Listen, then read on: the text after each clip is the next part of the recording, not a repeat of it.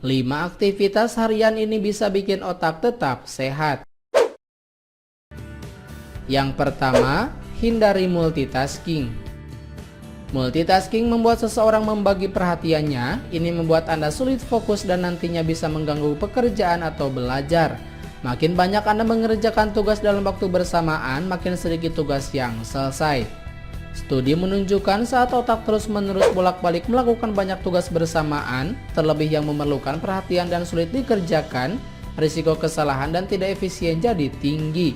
Kondisi ini bisa mengganggu fungsi otak bahkan berbahaya, seperti dilansir Cleveland Clinic. 2. Olahraga. Bukan hanya tubuh, olahraga pun berdampak baik pada otak. Mengutip Free Vegan, penelitian menemukan bahwa olahraga bisa melancarkan aliran darah ke otak. Ini memungkinkan koneksi antara saraf di dalam otak bekerja lebih baik.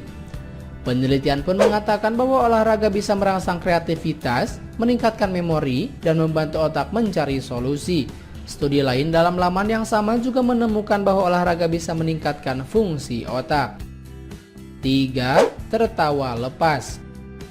Stres bisa membuat otak melepaskan hormon kortisol sehingga seseorang jadi sulit berpikir jernih. Seiring waktu, tingkat stres yang makin tinggi membuat memori otak jadi bermasalah. Jika sudah begini, tak ada salahnya untuk menghilangkan stres dengan tertawa lepas. Anda bisa menonton acara komedi atau bercanda dengan teman. Ada penelitian yang menyebutkan bahwa tertawa lepas berpengaruh positif pada hampir semua bagian otak. 4. Mengenal orang baru. Mengenal orang baru bisa meningkatkan fungsi otak sama seperti Anda bermain teka-teki silang atau puzzle.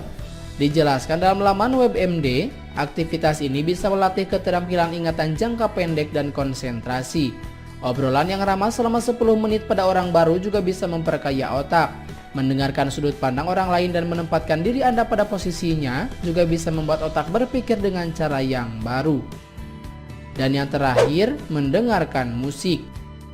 Selain membuat Anda makin waspada, mendengarkan musik juga bisa memperbaiki suasana hati dan meningkatkan memori.